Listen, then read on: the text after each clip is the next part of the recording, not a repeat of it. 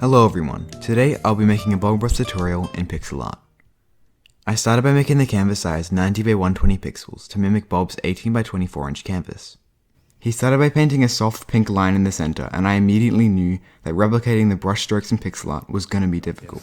Just a little warm part in the sky here. Maybe we'll have a little pink in the sky. I sort of like that. And in our world... No matter how much I tried, I couldn't seem to get it to work, due to the blocky nature of pixel art. Instead, at this point, I decided to change the direction of the drawing from an exact remake to a general idea of the painting. I eliminated pink entirely, and this made my life heaps easier. However, as Mr. Ross started to layer in his Prussian blue, I knew I had to get started creating a somewhat respectable sky. This was, to put it nicely, a disaster. My one hope was that in the final painting, the sky wouldn't be so visible. I followed the tutorial until I got to this stage. Bob's sky was a bit wavy, so I decided to replicate that to the best of my abilities. Since these are oil paints, we're washing our brushes with odorless paint thinner. Shake off the excess. Okay, I'm using a computer, Bob. I don't think and just beat the devil out of it. That's really the most fun part of it. Now, with a clean brush, and it's relatively dry from just beating it, we'll start in the light area, which is the pink, and we'll blend it all together. To try and blend it all together, I used additional layers with low opacity, but this just made it look messy. It was at this moment I realized pixel art wasn't made for this kind of artwork. I continued anyway. Bob Ross started to make some distant mountains, so I decided that I should probably do the same. I thought an outline would be cool, but it got scrapped later anyway.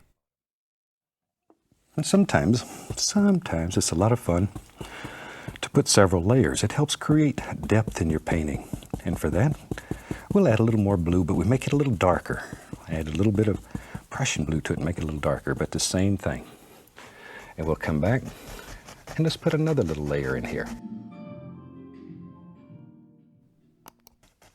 Okay, I have to say this was the one advantage with using pixel art. That and being able to flip the trees upside down for the reflection. Once we had a background, albeit terrible, we could finally start to put in the foreground. Take some black Prussian blue.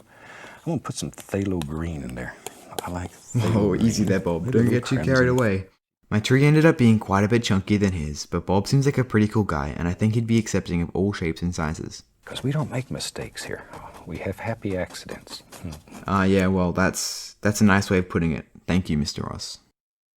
I added in the bushes and trees. Something interesting about this though was that I spent more than half the time just messing around with the background and then sped through the foreground stuff. Looking back on it, I probably should have spent a little longer and the overall drawing might have looked a bit better. Whoops. Shoot, if we had such a place as that, I'd have to go fishing there. I like to fish, but I'm not a very good fisherman. I catch a little fish and take the hook carefully out of his mouth and put a Band-Aid on him, a little CPR, and pat him on the tutu and put him back in the water and go back and catch him again another day. And with that, we were done. I added some Lightroom adjustments to try and hide the mistakes and make it a little bit more cohesive. I also used some grain too. Well, that was an experience. I wasn't happy with the final result, and I don't think the painting translates very well into pixel art, but I'll let you be the judge. Even if the drawing didn't turn out great, at least we learnt something today. And I guess that's what art's all about. Messing around until you find something that works. Actually, now that I think about it, yeah, that looks so much better. Why didn't I just do that to begin with? Huge thanks to Bob Ross. The link for the video I used is in the description. And thanks to you too for watching. I'll see you in the next one. This video was a bit different, so if you did or didn't enjoy, please let me know. Oh yeah, I also made this really generic meme with an overused meme template. And this one too, so I guess something good really did come out of it. Whoops.